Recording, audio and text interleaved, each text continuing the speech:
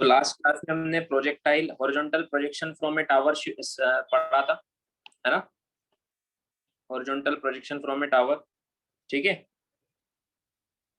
इसमें initial component of velocity पूरी की पूरी एक्स एक्सिस में होती है, याद है? वाई कंपोनेंट 0 होता है, ध्यान है सबको, है ना? हमने इसका टाइम ऑफ फ्लाइट निकाला था, वो आया था √2h/g, सबको ध्यान है? ये टाइम अगर हम ड्रॉप करते हैं उसका भी आता है। आप किसी पार्टिकल को ड्रॉप करो या हॉरिजॉन्टली प्रोजेक्ट करो, ड्रॉप करने वाले का टाइम और ऐसे जाने वाले का टाइम, हाइट सेम है तो टाइम भी सेम लगता है। समझ में आया क्या सबको? ध्यान है ना? Yes sir, yes sir.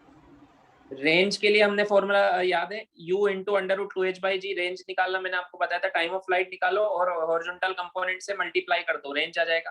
Final velocity के लिए क्या करते हैं, एक्स कंपोनेंट तो वही रहेगा, y कंपोनेंट vy हमने थर्ड इक्वेशन से निकाला था, तो y कंपोनेंट आया था √2gh, तो x कंपोनेंट u और y कंपोनेंट √2gh, तो वेलोसिटी का मैग्नीट्यूड क्या आया था, √u² प्लस 2gh, √2gh का स्क्वायर, तो ये आंसर आया था फाइनल स्पीड।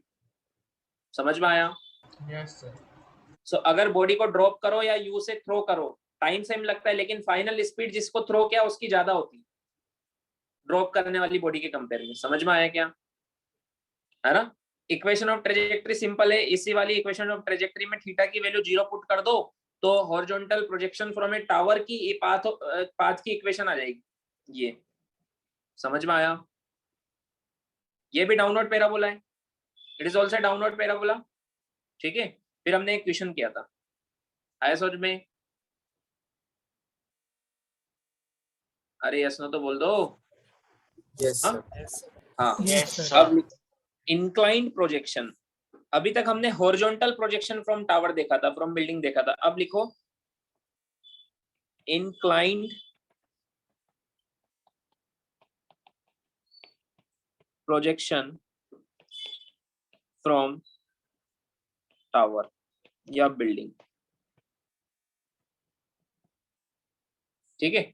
अब इसमें कोई अलग से कुछ हमें पढ़ना नहीं है, जो भी हमने पढ़ना था वो पढ़ चुके हैं, है ना?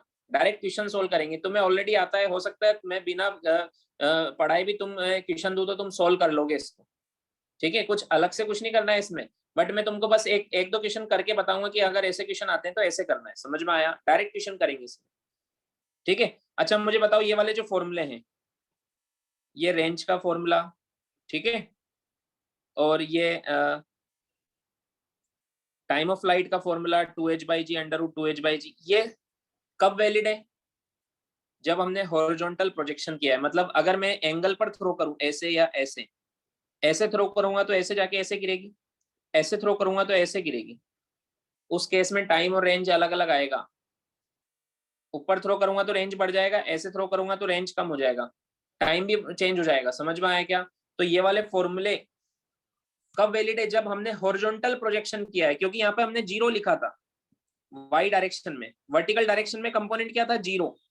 अगर मैं ऐसे थ्रो करूंगा या ऐसे थ्रो करूंगा तो फिर एक कंपोनेंट वाई डायरेक्शन में भी आएगा। समझ में आया क्या? हाँ, तो करना वही होगा, वही कंपोनेंट की वैल्यू या 0 की जगह हम पुट कर देंगे और टाइम निकाल लेंगे, इक्वेशन तो ये लगाएंगे। समझ में आया? यस। हाँ कैन एक्सप्लेन अगेन? हाँ, देखो इधर क्वेश्चन ही देख लो, क्वेश्चन में समझ में आ जाएगा।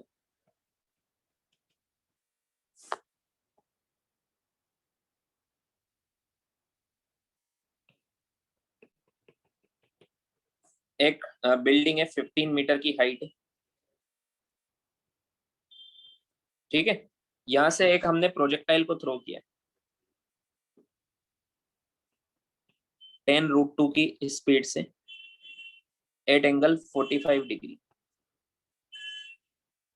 एट एंगल 45 डिग्री हमने इसको थ्रो किया है, ठीक है। हमसे पूछा है फाइंड रेंज ऑफ प्रोजेक्टाइल।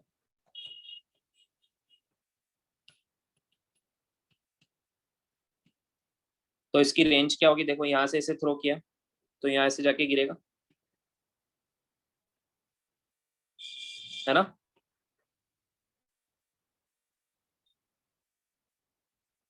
ऐसे जाके गिरेगा। समझ में आया क्या? ये इसकी रेंज होगी। तो रेंज निकालने के लिए हमें क्या करना पड़ता है? सबसे पहले टाइम निकालना पड़ता है। ध्यान है ना, क्या निकालना पड़ता है? टाइम।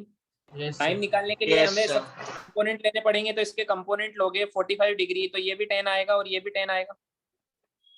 ux 10 आएगा और uy 10 आएगा। आया कि नहीं आया? cos 45 होता है ना, cos 45 और sin 45 होता है 1/√2 1/√2। Yes, sir. तो √2 से √2 कैंसिल हो जाएगा। समझ में आया क्या?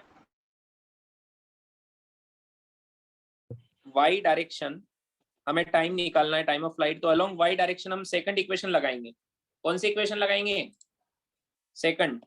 s is equal to u y t plus half a t square, ये वाली इक्वेशन लगाएंगे। समझ में आया क्या? y डायरेक्शन में आया समझ में? बोलो डिस्प्लेसमेंट कितना y डायरेक्शन में? y डायरेक्शन में डिस्प्लेसमेंट कितना? -15. -15। ये पार्टिकल यहां से लेके यहां आया, तो y में कितना नीचे आया? 15 मीटर। यहाँ इस लेवल से इस लेवल पर आ गया, तो 15 मीटर नीचे आ गया ना y में। समझ में आया? Yes, sir. तो नीचे आया मतलब -15। uy कितना है? +10 या -10? +10. Plus 10. +10. इंटू टी कितना है? टी हमें निकालना है। इंटू हाफ ए कितना होता है? ए हमेशा -g होता है, मतलब -10 होता है। -10. समझ में? तो -10 इंटू टी स्क्वायर। समझ में आया? 2 से ये -5 टाइम्स। अब 5 से डिवाइड करोगे तो ये बचेगा -3, ये बचेगा 2 और ये बचेगा -t स्क्वायर। तो टी स्क्वायर उधर ले जाओ, -2t -3 इक्वल टू 0। स्प्लिट करो इसको। स्प्लिट करेंगे तो क्या होगा? -3t plus t -3 equal to 0। समझ में आया? Yes, sir. तो t common t -3 plus 1 common t -3 equal to 0। t -3 common, तो t प्लस 1 कॉमन आ जाएगा। तो t की दो वैल्यू आई, एक तो आई 3 और एक आई -1। बोलो क्या आंसर है? 3। 3. समझ में आया? Yes, time of sir. Flight Yes, sir. तो 3 सेकंड बाद ये गिर जाएगा। तो मुझे बताओ 3 सेकंड में कितना आगे जाएगा? ये कंपोनेंट तो कांस्टेंट रहता है, यही कंपोनेंट इसको आगे ले जा रहा है, तो 30 मीटर आगे जाएगा। समझ में आया क्या? Yes, sir. Yes, sir. ये होता है ux इंटू टी, तो 10 इंटू 3 30 मीटर आया। ये आंसर है। समझ में आया? हाँ आया समझ में? Yes, sir. अब हमसे पूछा ऑल्सो फाइंड फाइनल स्पीड, कितनी स्पीड से वो टकराएगा, ये भी हमसे पूछा है। बहुत सिंपल है, तुम्हें सब कुछ आता है। अब इसमें कुछ पढ़ाने की जरूरत नहीं है, फिर भी मैं पढ़ा रहा हूँ क्योंकि मैं तुमसे पूछूं किसी भी टाइम पर स्पीड बताओ, किसी भी टाइम पे कोऑर्डिनेट बताओ, ये सब मैंने तुम्हें पढ़ाया हुआ है पहले से। पढ़ाया कि नहीं पढ़ाया? कोऑर्डिनेट बताना है तो टी, जैसे टी इक्वल टू 1 पर एक्स कोऑर्डिनेट होगा 10 इंटू 1 10, 2 पर होगा 20, 3 पर होगा 30 एक्स में। तो समझ में आया कि ये यहाँ इसको 0,0 मान लो यहाँ पर। तो एक्स में तो 30 मीटर, 1 पर 10 मीटर, 2 पर 20 मीटर, 3 पर 30 मीटर। समझ में आया क्या? Yes, sir. और y में क्या करोगे? y में ये वाली इक्वेशन लगा दो और इसमें t की वैल्यू पुट करते जाओ, 1 2 3। समझ में आया? किसी भी टाइम पर तुम्हें कोऑर्डिनेट मिल जाएगा। आया क्या समझ में? Yes, sir. Yes, sir. ऐसे किसी भी टाइम पर वेलोसिटी बताना है तो ये तो कांस्टेंट ही रहेगा और ये वाला 10 से कम होगा। जैसे t इक्वल टू 1 पर, t इक्वल टू 1 पर ये 0 हो जाएगा, मतलब यहाँ पर इस जगह पर, और ये 10 रहेगा। समझ में आया? आया क्या समझ Yes, में? sir. Yes. t equal to 2 पर ये 10 रहेगा और ये -10 हो जाएगा। t इक्वल टू 3 पर ये 10 रहेगा और ये -20 हो जाएगा। समझ में आया क्या? Yes, sir. अरे किसी भी टाइम पर तुम बता सकते हो, इतना घबराने की जरूरत नहीं है बिल्कुल भी, तुम्हें सब आता है पहले से। ऐसे मत सोचो कि नई चीज पढ़ रहे हैं। समझ में आया क्या? ऐसे सोचो कि सर बार बार Yes, sir. बोर कर रहे हैं, एक ही चीज पढ़ा रहे हैं, ऐसे समझना चाहिए। समझ में आया? अब तुम चाहो तो इक्वेशन से भी निकाल सकते हैं। देखो वेलोसिटी क्या होता है? V x i cap plus v y j cap, तो वी एक्स तो 10 ही रहेगा, वी एक्स तो यू एक्स के इक्वल ही रहेगा। समझ में आया क्या? अरे हॉरिजॉन्टल कंपोनेंट sir. तो वही रहेगा ना। Yes, sir. वी वाई क्या होगा, u y minus g t. समझ में आया? Yes, sir. यू वाई कितना था, 10 था, जी कितना है 10 इंटू टाइम कितना 3, फाइनल मतलब टी इक्वल टू 3 पे बताना है हमें, तो ये कितना आया -20 आया ना, इसलिए तो मैंने डायरेक्ट लिख दिया था। ऐसे डायरेक्ट आना चाहिए तुम्हें, तो तुम्हें अगर तुम्हें हर चीज आती है कॉन्फिडेंटली तो कुछ भी पूछ लो तुम्हें आ जाएगा, बट तुम फॉर्मूले वाली अप्रोच लगाओगे तो तुम अटक जाओगे। समझ में आया क्या? हाँ, तो ये लिखा ना मैंने 20 Yes, sir. डायरेक्ट भी तो लिखा था, तो तुम्हें डायरेक्ट मेथड हमेशा आनी चाहिए। ठीक है, सो वेलोसिटी क्या हुई फाइनल, 10 आई कैप माइनस 20 जे कैप। समझ में आया क्या? और स्पीड पूछा जाए तो 10 का स्क्वायर 100 प्लस 20 का स्क्वायर 400, तो √500 आया समझ में? हाँ, Yes, sir. एक चीज भी तुम, अगर तुम्हें फॉर्मूला वाइज याद रखना है तो तुम यहाँ पर ये वाला फॉर्मूला भी लगा सकते हो, √u² प्लस 2gh वाला। ये वाला फॉर्मूला जो यहाँ पर था ना, ये वाला फॉर्मूला जब हॉरिजॉन्टल प्रोजेक्शन में हमने पढ़ा था उसमें ये आया था, है ना? Yes, वही sir. फॉर्मूला यहाँ पर भी वैलिड है, सिर्फ ये फॉर्मूला हर जगह वैलिड है। क्यों, मैं आगे समझा दूंगा तुमको कि ये फॉर्मूला यहाँ पर कैसे वैलिड हुआ, अभी आगे बता दूंगा मैं। तो ये वाला अगर तुम फॉर्मूला डायरेक्ट लगाते हो फाइनल स्पीड के लिए, तो यू कितना था, ये वाला यू 10√2, तो 10√2 का square plus 2 into 10 into 15, H कितना था 15, तो ये आएगा 200 प्लस 300। देखो वही आंसर आया। समझ में आया क्या? हाँ, Yes, Yes, sir. sir. बस Yes, मैं sir. तो कहता हूँ Yes, sir. तुम्हें स्टेप बाय स्टेप हर चीज निकालना आना चाहिए, किसी भी टाइम पे वेलोसिटी निकालना मैंने तुम्हें डायरेक्ट बताया हुआ है विदाउट एनी फॉर्मूला। समझ में आया क्या? Yes, sir. लिखो। Sir. Sir, last page दिखाओ ना, last page का लिखने वाला। हाँ बोलो, एक और क्वेश्चन करते हैं।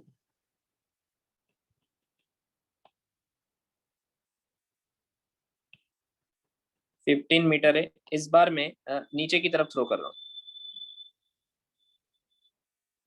10√2 से एट एंगल 45 डिग्री। हमसे वही पूछा है, फाइंड फर्स्ट रेंज,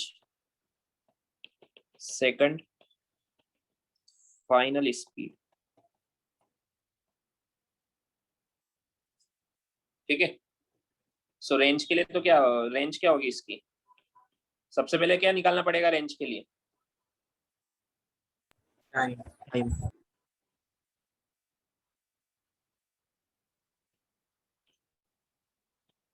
टाइम निकालना पड़ेगा, उसके लिए कंपोनेंट निकालने पड़ेंगे। तो मुझे बताओ ux और uy कितना आ रहा है, इस बार uy नीचे आ रहा है। समझ में आया क्या? 10 और 10, तो मुझे बताओ ux कितना है 10 और uy कितना है +10 या -10?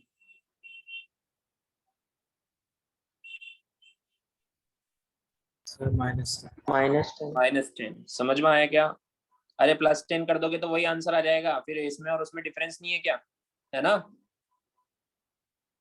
तो y डायरेक्शन के अलोंग सेकंड इक्वेशन लगाओगे तो तुम्हें टाइम मिल जाएगा। अब तो तुम्हें याद हो गया होगा ये सब, सोचने में टाइम वेस्ट नहीं करना है, प्रैक्टिस इतनी होनी चाहिए। तो s = u/t plus half at²। बोलो s कितना लिखूं, जल्दी जल्दी बोलो मेरे साथ साथ, s कितना लिखूं, -15. uy कितना लिखूं, बोलते जाओ, -10t, a कितना लिखूं -10, तो ये -5t² हो जाएगा। Yes, ठीक है, sir. 5 से डिवाइड करोगे तो ये -3 आएगा, ये -2t आएगा और ये -1 आ जाएगा, तो उधर ले जाओगे t² + 2t -3। अब जब इसको स्प्लिट करके हम करेंगे तो अब उल्टा आंसर आएगा, एक आएगा t = -3 और एक आएगा t = +1। समझ में आया क्या? डायरेक्ट लिख रहा हूं मैं, Yes, सेम sir. क्वेश्चन था, ओनली नीचे थ्रो किया है। तो कौन सा सही आंसर है इसमें? वन 1 आया समझ में? t इक्वल टू 1 सेकंड में गिर जाएगा तो रेंज क्या हो जाएगी? 10 मीटर ux इंटू टी।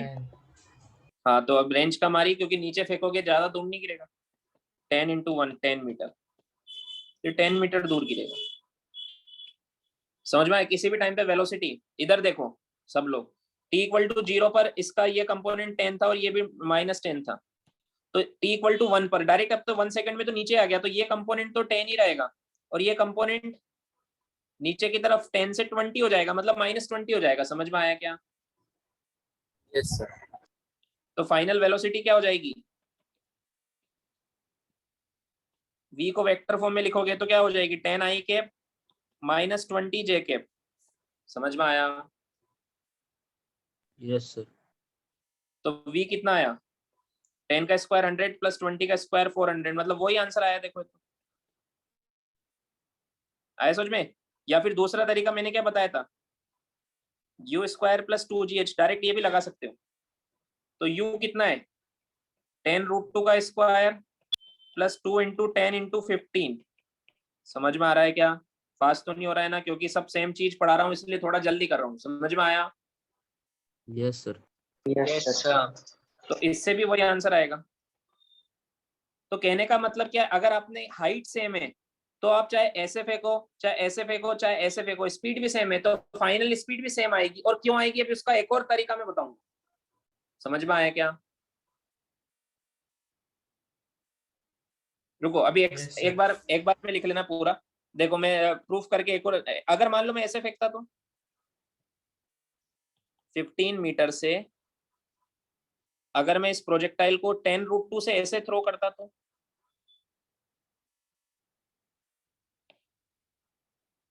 तो यहां पर फाइनल स्पीड क्या होती है इसकी? वो ये होती है √u² प्लस 2gh। इसके लिए तो मैंने फॉर्मूला समझाया था ना तुम्हें। हाँ होती कि नहीं होती? Yes, sir. Yes, sir. तो आंसर वही आता √500 आता कि नहीं आता? तो चाहे आप ऐसे थ्रो करो चाहे ऐसे थ्रो करो चाहे ऐसे थ्रो करो चाहे ऊपर थ्रो करो चाहे नीचे थ्रो करो, फाइनल आंसर ये आएगा अगर हाइट सेम है और इनिशियल स्पीड सेम है तो। समझ में आया क्या?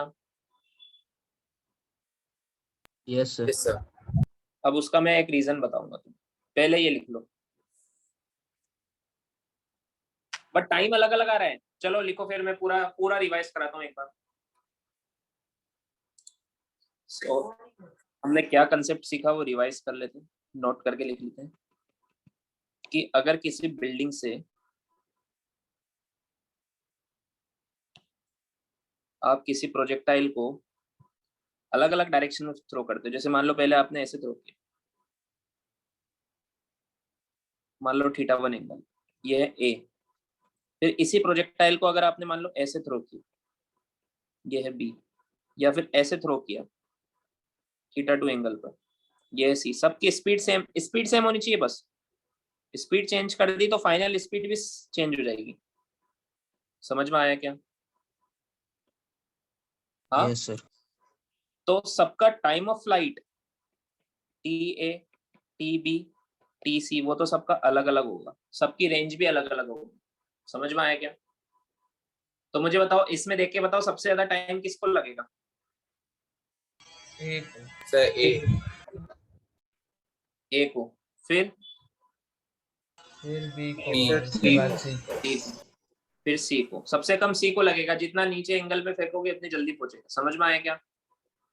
हाँ Yes, sir. बट मान लो फाइनल स्पीड है सबकी VA VB और VC, ये सबकी फाइनली इक्वल होगी।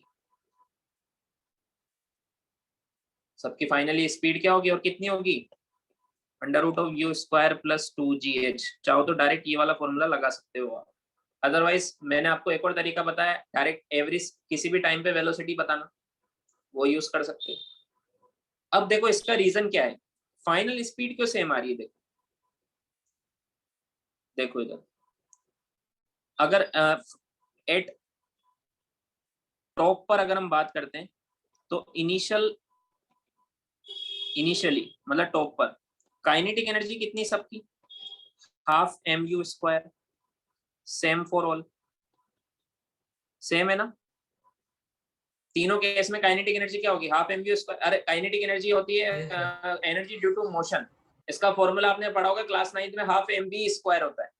ये हम फिर से पढ़ेंगे, डरना नहीं, वर्क पावर एनर्जी वाले चैप्टर में, ठीक है? बट ये फॉर्मूला मुझे काम में लेना है तो मैं ले सकता हूँ ना अभी? Yes, sir. Yes, sir. हाँ हाँ। और पोटेंशियल एनर्जी सबकी क्या होगी? mgh, सेम फॉर ऑल,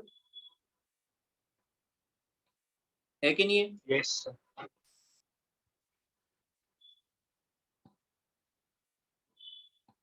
तो मुझे बताओ टोटल एनर्जी जो होता है sum of kinetic energy plus potential energy, वो भी सेम होगी Yes, क्योंकि sir. सबकी काइनेटिक एनर्जी सेम है, सबकी पोटेंशियल, तो सबकी टोटल एनर्जी ऐड करके निकालोगे तो तीनों की सेम आएगी कि नहीं आएगी?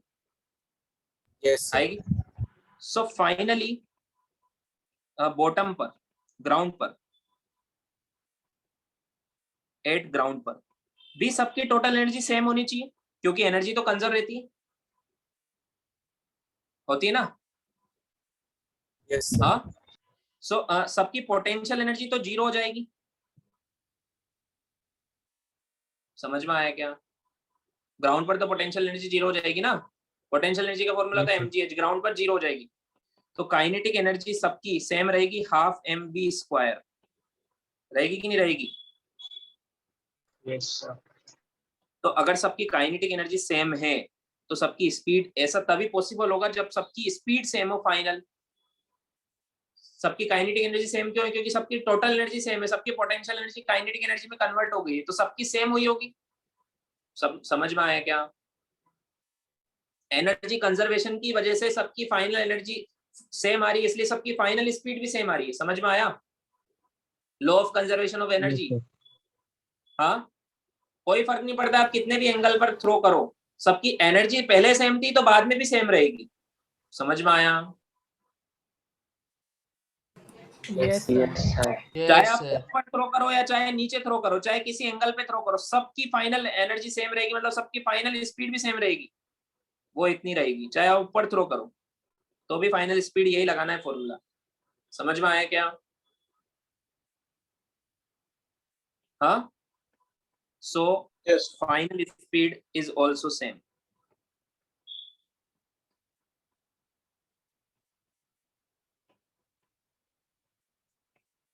ठीक है, लिखो। सो ये रीजन की वजह से सबकी सेम आ रही है फाइनल स्पीड।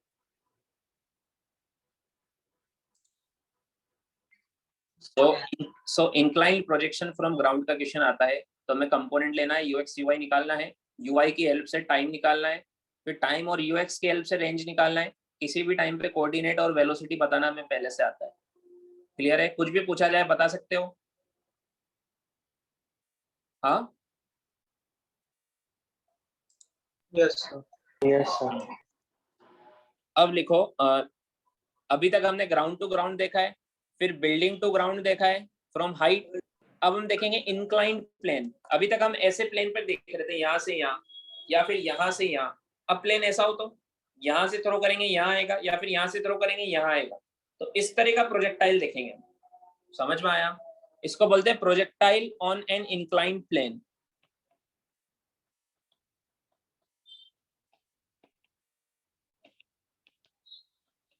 फिर से आपको ऐसा लगना चाहिए, मैं पहले से बोल रहा हूँ, हम सब कुछ पढ़ चुके हैं, हमें कुछ भी नया नहीं पढ़ना है अब।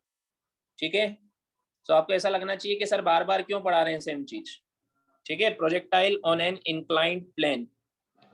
तो जैसे मान लो ये तो हॉरिजॉन्टल है, ये प्लेन है जिसपे मैं प्रोजेक्टाइल थ्रो करूंगा।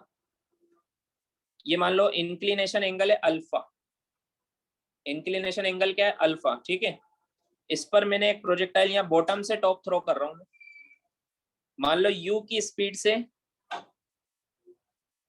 थ्रो किया है at angle theta from the inclined plane. ये हॉरिजॉन्टल के साथ एंगल, ये इंक्लाइंड प्लेन के साथ एंगल है। समझ में आया? ठीक है, तो इसका पाथ कैसा होगा?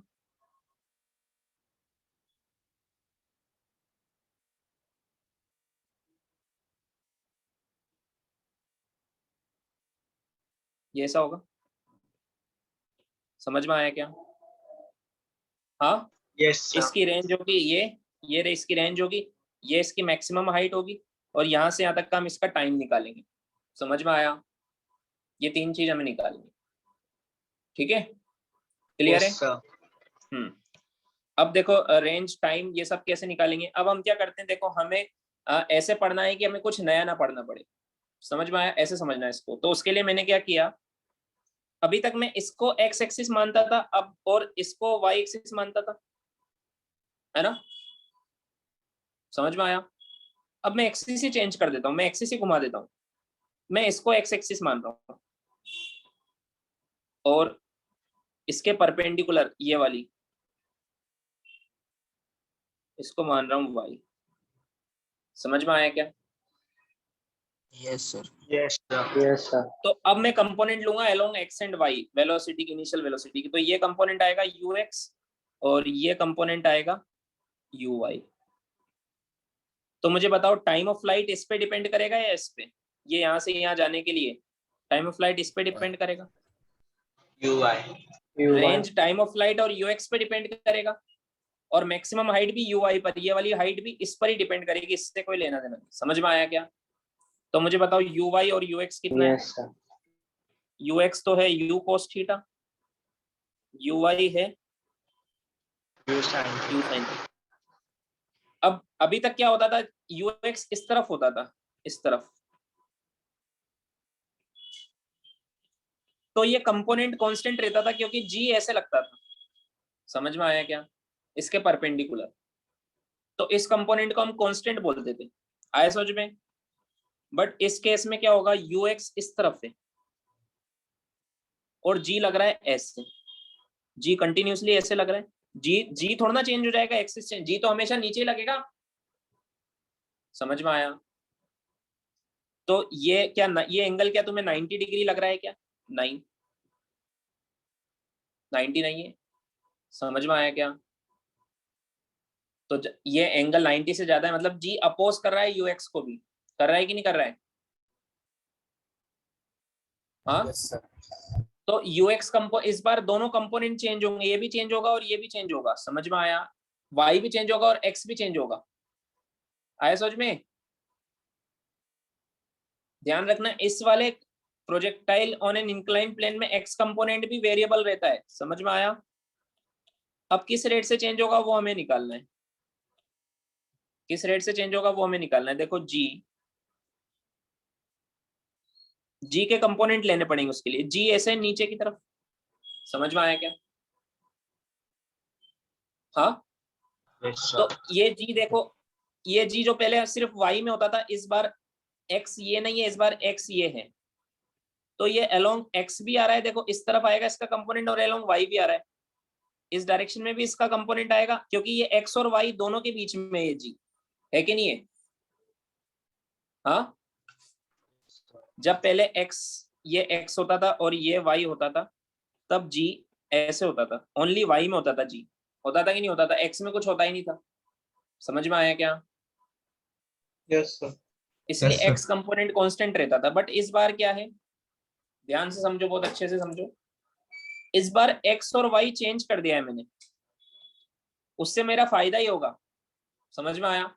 बट मुझे इतना सा करना है कि मुझे जी का एक्स के अलोंग कितना है और वाई के अलोंग कितना है वो निकालना है। समझ में आया क्या? हाँ, Yes, sir. Yes, एक sir. बार वापस बताना सर। और हाँ देखते जाओ, मुझे क्या करना है, जी का कंपोनेंट निकालना पड़ेगा इस बार, क्योंकि जी का कंपोनेंट एक्स के अलोंग भी आ रहा है, पहले 0 होता था, अब एक्स के अलोंग भी आ रहा है। समझ में आया? तो कितना आ रहा है वो निकालना पड़ेगा, और कंपोनेंट निकालना मुझे आता है, वापस से बताने की जरूरत नहीं है, पहले से आता है मैं कंपोनेंट निकालना। उसके लिए एंगल पता होना चाहिए, बस क्या पता होना चाहिए? Angle. एंगल। तो एंगल निकालते हैं, चलो। मुझे बताओ, जी तो इस डायरेक्शन में है, ये एंगल 90 होगा ना, ये वाली लाइन से तो जी 90 डिग्री बनाता है, ये हॉरिजॉन्टल Yes, लाइन होती sir. थी, है ना? ये एंगल कितना है, अल्फा, ये 90 है, तो ये एंगल कितना होगा, तीनों का सम 180 होता है। समझ में आया क्या? तो मैं लिख सकता हूँ अल्फा प्लस 90, मान लो ये एंगल है एक्स इज इक्वल टू 180, तो x आ जाएगा 180 माइनस 90, इधर गया तो 90, और अल्फा इधर गया तो क्या बचेगा 90 माइनस अल्फा। बोलो समझ में आया क्या? Yes, sir. तो ये एंगल कितना आया 90 माइनस अल्फा, समझ में आया? Yes, sir. Yes, sir. तो इस x अलोंग y, ये y की डायरेक्शन है, ये वाली डायरेक्शन y की है ना, ये वाला एंगल कितना होगा? ये पूरा 90 है, उसमें से 90 माइनस अल्फा गया तो ये एंगल अल्फा होगा कि नहीं होगा? समझ में आया? Yes, sir. तो आपको डायरेक्ट याद रखना है, जो ये एंगल होता है ना वही ये वाला एंगल होता है। ये 30 है तो ये 30 होगा, ये 45 है तो ये 45 होगा, ये 60 है तो ये 60 होगा। समझ में आया? y के साथ, ठीक है। तो अब हम कंपोनेंट ले लेंगे, ये हो जाएगा g कोस अल्फा, इसको मैं बोल दूंगा gy, ये हो जाएगा g कोस अल्फा, और ये हो जाएगा g साइन अल्फा, इसको मैं बोल दूंगा gx। समझ में आया? तो g के कंपोनेंट अलोंग, ये x के अलोंग आ रहा है और ये y के अलोंग आ रहा है। समझ में आया? तो gx कितना आया g साइन अल्फा, और gy कितना आया g कोस अल्फा। समझ में आया क्या? आया समझ में? Yes, sir. Sir component Yes, से sir. वापस बताना, हाँ कंपोनेंट वाले पार्ट से। देखो, g तो इस डायरेक्शन में, ये एंगल अल्फा है तो ये एंगल अल्फा होगा। कैसे? ये 90 है, ये अल्फा है तो ये वाला एंगल 90 माइनस अल्फा होगा, तो y के साथ वाला Yes, sir. एंगल अल्फा होगा। समझ में आया? तो जो जिसके Yes, साथ sir. एंगल होता है वो उसमें cos से मल्टीप्लाई करते हैं, दूसरा साइन बन जाता है। तो ये g है तो ये हो जाएगा g cos अल्फा, और ये हो जाएगा g साइन अल्फा। समझ में आया? यस सर, यस हाँ आया समझ यस में? सर। तो g Yes, sine sir. Alpha आ रहा है इधर नीचे की तरफ, और g x के इधर x है तो x के अपोजिट आ रहा है ये, और g cos अल्फा इधर y है तो y के अपोजिट आ रहा है। मतलब दोनों देखो, ये वाला x कंपोनेंट चेंज करेगा और ये वाला y कंपोनेंट चेंज करेगा। समझ में आया? Yes, sir. हाँ, और दोनों Yes. अपोजिट आ रहे हैं तो x कंपोनेंट भी टाइम के साथ कम होगा और y कंपोनेंट भी टाइम के साथ कम होगा। y तो पहले भी होता था, इस बार भी होगा। समझ में आया? x component g sine alpha से कम होगा और y component of velocity g cos alpha से कम होगा। समझ में आया? Yes, sir. अब देखो, अब हम निकालेंगे सबसे पहले time of flight. Time of flight का मैंने रेक्टिलिनियर मोशन में तुम्हें फॉर्मूला बता दिया था, 2u/g होता है। क्या होता है? 2u/g। इस वाले केस में वो वाला फॉर्मूला हम किस पे लगाते हैं? वर्टिकल पर। तो फॉर्मूला क्या बन जाता है? 2uy/g। समझ में आया क्या? ये फॉर्मूला बताया था ना मैंने प्रोजेक्टाइल में, ग्राउंड टू ग्राउंड में। हाँ Yes, sir. बट यहाँ पर u, जैसे u से uy हमने किया, वैसे यहाँ पे g का भी gy हो जाएगा, क्योंकि y के अलोंग g नहीं है, y के अलोंग है, y एक्सिस के अलोंग रिटार्डेशन है, एक्सेलेरेशन है g cos अल्फा, gy है। समझ में आया? gy क्यों लिखा मैंने? क्या तुम डायरेक्ट ये फॉर्मूला लगा सकते हो? ये हम कंसेप्ट पहले से सिखाया हुआ है, फॉर्मूला लगाना भी बताया। समझ में आया क्या? हाँ Yes, sir. आया समझ में? तो हमें सबसे पहले यही चीज करना है। ऐसे क्वेश्चन आते हैं तो सबसे पहले सारे कंपोनेंट निकालो, यू के भी निकाल लो और जी के भी निकालो, और वाई वाले कंपोनेंट रख दो यहाँ पे टाइम ऑफ फ्लाइट में, क्योंकि time of flight y component पे डिपेंड करता है। समझ में आया? अब बुक्स वगैरह में तुम देखोगे तो ये फॉर्मूला लिखा होता है और बच्चे रटते हैं इसको। यू आई कितना आया था? 2u sine theta. जी वाई कितना आया? जी कोस अल्फा, तो जी कोस अल्फा। तो बच्चे इसको रटते हैं फालतू में। बोलो रटने की जरूरत है कि हमें जो पहले से आता है उसी नॉलेज को यूज करो। नई नॉलेज नहीं है इसमें कुछ भी। समझ में आया क्या? हाँ देखो, फॉर्मूला बेस्ड अप्रोच रखोगे हमेशा तो कंसेप्ट नहीं बनेंगे, कंसेप्ट बेस्ड अप्रोच रखो, उससे काम आसान होता है बहुत। आया समझ में? ठीक है। Yes sir. अब टाइम आ गया तो रेंज भी आ जाएगा। देखो रेंज पहले क्या लिखते थे हम? ux into T. बोलो अब ये लिख सकते हैं क्या?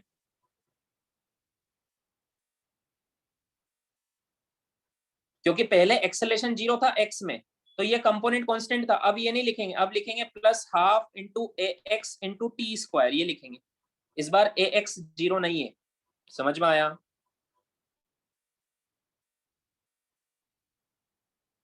हाँ, Can I explain? अरे ये सेकंड इक्वेशन लिखी ना मैंने, second equation of Yes, sir. Motion. समझ में आया? Yes, sir. हाँ, तो Yes, sir. पहले एक्स के अलोंग एक्सेलेरेशन 0 होता था, तो ये 0 बन जाता था, तो ये फॉर्मूला होता था बस। समझ में आया? इस बार एक्स के अलोंग एक्सेलेरेशन 0 नहीं है, ये है। आया समझ में? Yes, sir. यहाँ पर ए एक्स की जगह क्या लिखोगे? माइनस जी साइन अल्फा, या फिर माइनस जी एक्स लिखोगे। समझ में आया? ये रेंज का फॉर्मूला आया, और टी की वैल्यू यहाँ से निकाल के इसमें पुट कर दोगे। आपको यू एक्स पता है, ये आपको टी पता है, ये आपको जी एक्स पता है, ये, या मैंने माइनस क्यों लगाया बताओ? Negative x G is Negative negative. equal to क्योंकि minus G. Negative x axis के अलोंग है, क्योंकि नेगेटिव एक्सिस के एक्स एक्सिस के अलोंग है। मान लो अगर मैं इसको ऊपर से थ्रो करता ऐसे,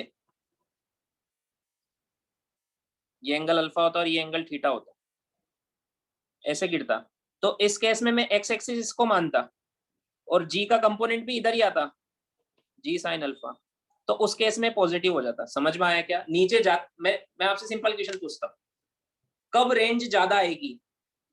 नीचे से ऊपर फेंकने में या ऊपर से नीचे फेंकने में? सर ऊपर जाके फिर नीचे आना। नीचे से ऊपर फेंकने में। मैं रेंज ज्यादा आएगी? वाह, बहुत बढ़िया फिजिक्स है आपकी। अरे नीचे से ऊपर तो ग्रेविटी के अगेंस्ट फेंकोगे आप, नीचे से ऊपर तो ग्रेविटी के नहीं, अगेंस्ट sorry फेंकोगे सर। ना। हाँ सर, बराबर समझा मुझे। ऊपर से नीचे फेंकने पे रेंज बढ़ जाएगी बहुत, क्योंकि नीचे फेंकते वक्त ये एक्स वाला कंपोनेंट आपको सपोर्ट कर रहा है, और ऊपर फेंकते वक्त ये एक्स वाला कंपोनेंट आपको अपोज कर रहा है। समझ में आया क्या? यस हाँ, सर। तो जब ऊपर से नीचे फेंकेंगे तो रेंज का फॉर्मूला बनेगा u x into t plus half into g x into t square. बोलो, समझ में आया? ये लगाएंगे फ्रॉम बॉटम टू टॉप, और ये कब लगाएंगे? From top to bottom. समझ में आया? हाँ, आया समझ में? Yes sir. लिखो यहां तक। इसमें रेंज पता है ना? रेंज कौन सी रेंज क्या है इसमें? ये यहां से लेके यहां तक ये रेंज है, और अभी हमें मैक्सिमम हाइट भी निकालना है, ये मैक्सिमम हाइट होगी।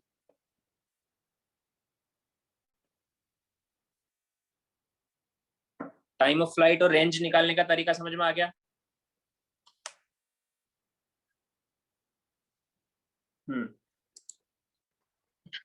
अब मैक्सिमम हाइट निकालेंगे।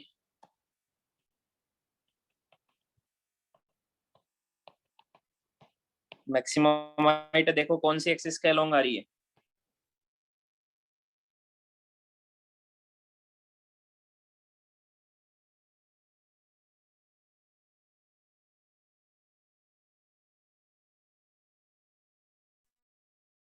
हाँ, इसको वाई आने में कौन रोक रहा है? जी रोक रहा है या जी वाई रोक रहा है? जी वाई रोक रहा है ना।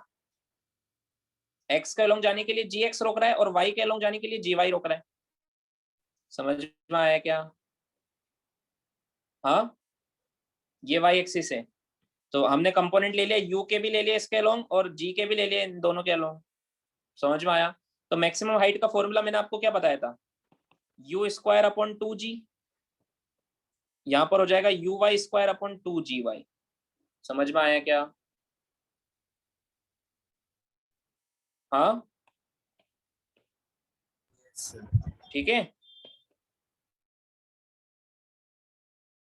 लिखा रहता है, वैल्यू पुट कर दो और फिर रटते हैं फिर उसको। आवाज आ रही है ना सबको मेरी? तो बीच बीच में ब्रेक हो रही है। बुक में अब जैसे इसका फॉर्मूला क्या लिखेगा, यू वाई का यू कोस थीटा, तो u square cos square theta, sorry u y था यू साइन थीटा, तो u square sine square theta upon 2 g y क्या था, जी कोस अल्फा। बोलो ये फॉर्मूला रटने की जरूरत है क्या, डायरेक्ट तुम्हें तो ये आता है ना पहले से, समझ में आया?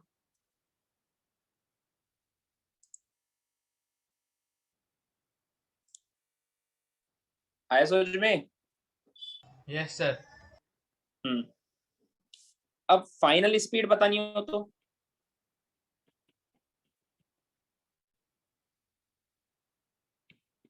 तो किसी भी टाइम पे वेलोसिटी बताना कौन सी बड़ी बात है। इस बार एक्स कंपोनेंट भी चेंज हो रहा है और वाई भी चेंज हो रहा है, तो जो पहले वाई में करते थे वो अब एक्स में भी करना है आपको। एक्स में तो पहले डायरेक्ट लिख देते थे हम कि इतना ही रहेगा हमेशा, और वाई में एवरी सेकंड 10 से कम करते थे। इस बार 10 से कम नहीं करना है, इस बार वाई में करना है जी एक्स से कम, इतने से कम करना है, और वाई में इससे कम करना है, और एक्स में इतने से कम करना है। समझ में आया? मतलब जैसे मान लो फाइनली यहाँ पर ही टकराया, तो इसका एक्स कंपोनेंट ये ऐसे टकराया, तो एक्स कंपोनेंट ये होगा वी एक्स, और वाई कंपोनेंट ये होगा वी वाई, और ये होगा वी। तो वी को क्या बोलूंगा मैं, v x i cap plus v y j cap, ये बोलूंगा ना। इस बार वी वाई तो होगा u y minus g y t, ये होगा कि नहीं होगा, और वी एक्स होगा u x minus g x t. T क्या है, what is t, time of light. और जी वाई जी एक्स क्या है, जी वाई और जी एक्स है acceleration due to gravity along y and along x. समझ में आया? दोनों में अलोंग वाई मैंने फर्स्ट इक्वेशन लगाई तो वी वाई आ गया, अलोंग एक्स मैंने फर्स्ट इक्वेशन लगाई तो वी एक्स आ गया। टी टाइम के बाद वेलोसिटी निकालने के लिए फर्स्ट इक्वेशन लगाते। समझ में आया? Yes sir. और वी वाई और वी एक्स आ गया तो स्पीड आ जाएगी। सिंपल है बहुत। आया समझ में? Yes sir. लिखो फिर क्वेश्चन करते हैं।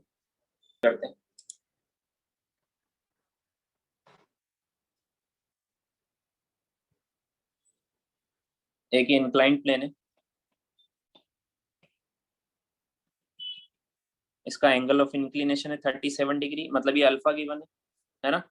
और एक प्रोजेक्टाइल को ऐसे थ्रो किया यहाँ से, इसको भी इस प्लेन के साथ 37 डिग्री पर थ्रो किया है, इंक्लाइंड प्लेन के साथ, मतलब थीटा भी 37 डिग्री, और इसको 100 मीटर पर सेकंड से थ्रो किया। ठीक है, हमसे पूछा है find first time of flight, second range. तो जब भी ऐसे क्वेश्चन आते हैं आप क्या करो, ये इसका यू एक्स कंपोनेंट निकाल लो, यू वाई निकाल लो, वैसे जी का जी वाई निकाल लो, और जी एक्स निकाल लो। समझ में आया? तो यू एक्स यू वाई तो आपको पहले से आता है। यू एक्स कितना होगा बोलो, 100 cos 37, 100 cos 37 है? कितना हो जाएगा, 100 इंटू cos 37 होता है 4/5, 4/5 मतलब 80। समझ में आया? यू वाई कितना होगा, 100 sin 37, है ना, ये एंगल 37 है, इसको मैं एक्स एक्सिस मान लूंगा और इसको वाई एक्सिस मान लूंगा। समझ में आया? तो 100 इंटू 3/5 तो ये आएगा 60 मीटर पर सेकंड। वैसे जी एक्स कितना आएगा, देखो ये एंगल 37 डिग्री है, तो ये होगा 53 डिग्री और ये होगा 37 डिग्री। समझ में आया क्या? हाँ, बोला था ना जो एंगल ये होता है वही ये वाला एंगल होता है। तो जी एक्स तो आएगा, ये जी एक्स है, जी sin अल्फा, जी साइन अल्फा, तो 10 इंटू साइन 37 होता है 3/5, तो ये आएगा 6, और जी वाई आएगा जी कोस अल्फा, तो ये आएगा 10 कोस 37, तो ये आएगा 8। समझ में आया क्या? आया समझ में? दोनों Yes, एंगल sir. गिवन हो गए क्या सर, दोनों क्या बोल एंगल रहे हो? गिवन हो गए क्या? नीचे गिवन है ना, अल्फा क्वेश्चन में थीटा गिवन तो है मैंने, तभी तो सॉल्व कर पाओगे दोनों, सर तभी अभी तो कंपोनेंट लोगे। एग्जाम में से गिवन होगा ना। अरे तो फिर कंपोनेंट कैसे लोगे नहीं गिवन होंगे? Yes sir. ठीक है, अब हमसे टाइम ऑफ फ्लाइट पूछा है, तो ये होता है 2 UI/GY। बोलो UI कितना आया था? 60 आया था। GY कितना आया? 8 आया। 4 टाइम्स तो 15 सेकंड आ गया टाइम ऑफ फ्लाइट। समझ में आया क्या? हाँ, आगे समझ में? Range, Yes, sir. रेंज का कौन सा फॉर्मूला लगेगा? ux into T minus half GXT², ये लगेगा या प्लस वाला लगेगा? माइनस। Minus. माइनस। जब नीचे से ऊपर थ्रो करते हैं तो GX अपोज करता है तो माइनस लगेगा। समझ में आया क्या? तो ux कितना था? 80 इंटू 15 माइनस हाफ GX कितना है? GX है 6 इंटू 15 इसको सोल्व कर लो। समझ में आया? मान लो मैक्सिमम हाइट भी पूछते हैं आपसे, तो इसका फॉर्मूला क्या होता है? uy²/2gy। तो वैल्यू पुट कर दो। uy कितना था? 60, तो 60 इंटू 60/2। gy कितना है? 8, तो मैक्सिमम हाइट भी आ जाएगा। समझ में आया क्या? हाँ, किसी भी टाइम पे वेलोसिटी वगैरह निकालने के लिए फर्स्ट इक्वेशन लगानी होगी, आया समझ में? किसी भी टाइम पे कोऑर्डिनेट लगाना है तो सेकंड इक्वेशन लगानी होगी, दोनों में x और y दोनों में लगानी होगी इस बार। आया समझ में? कुछ भी पूछा जाए तुम निकाल सकते हो, क्योंकि थ्योरी तो हमारी पहले लेक्चर में कंप्लीट हो गई थी, ये तो बस क्वेश्चंस कर रहे हैं हम। समझ में आया?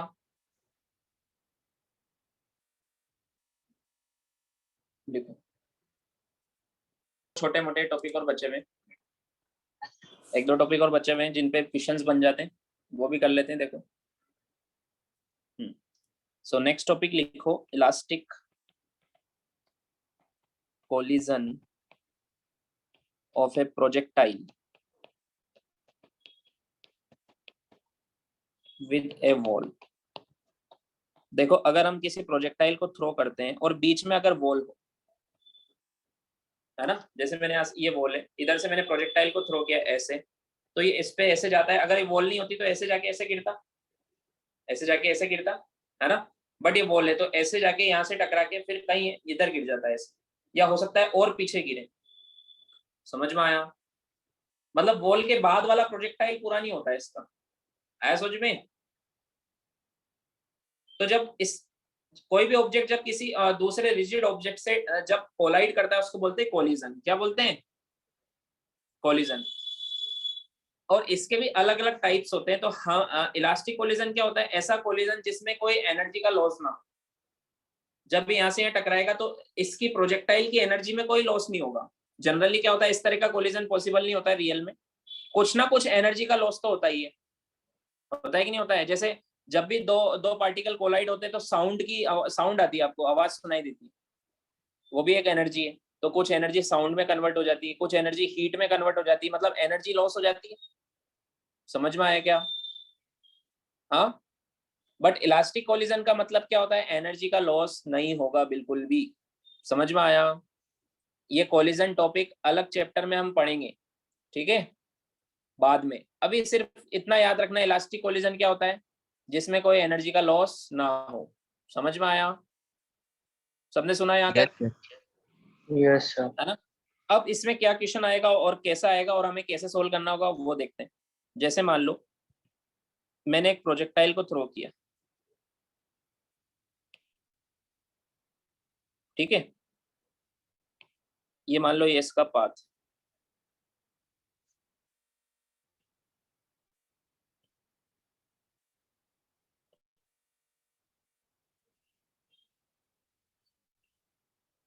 और अगर यहाँ पर मान लो वॉल है बीच में,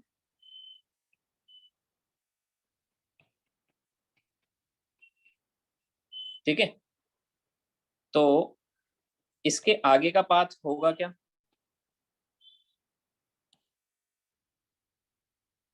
ये वाला पाथ नहीं हो पाएगा। ये वाला पाथ आगे, इसके आगे जा नहीं पाएगा, यहाँ कोलिजन होगा इसका इस जगह पर। समझ में आया क्या? ये वॉल है। Yes, sir. Yes, sir. इसके बाद क्या होगा देखो, इसके बाद ये कोलिजन होके ऐसे इधर गिरेगा,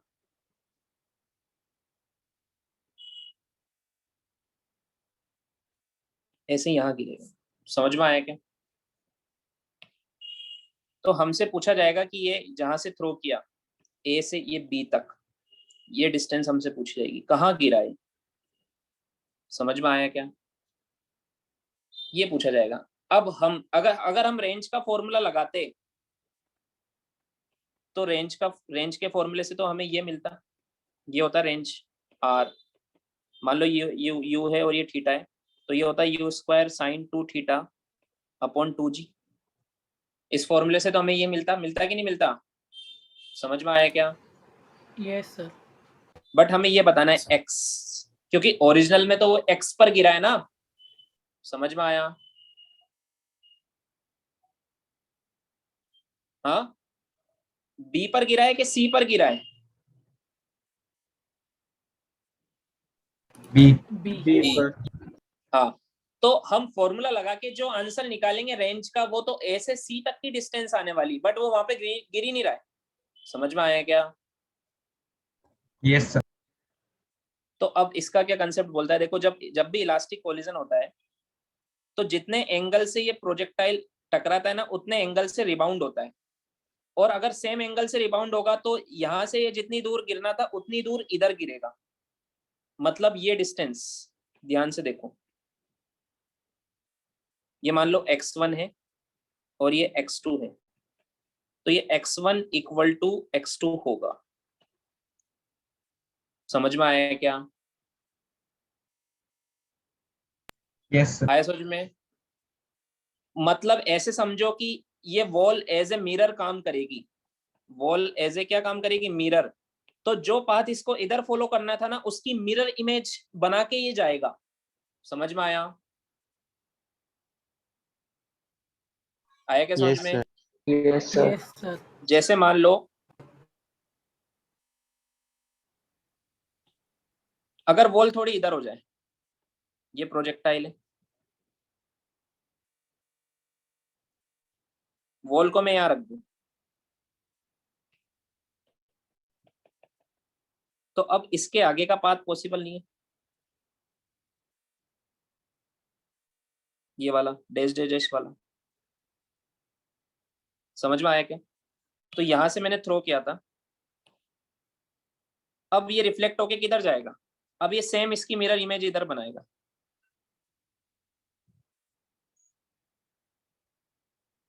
समझ में आया क्या? तो ये इसके भी पीछे गिरेगा। है समझ में?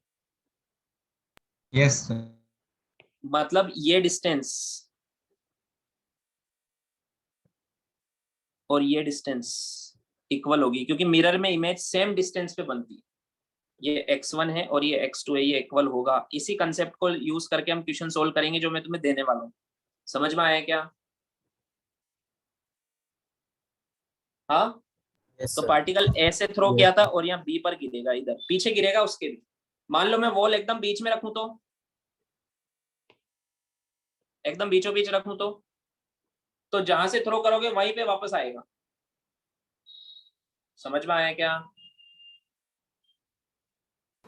Yes sir. बनाओ ये, फिर क्वेश्चन देता हूँ एक।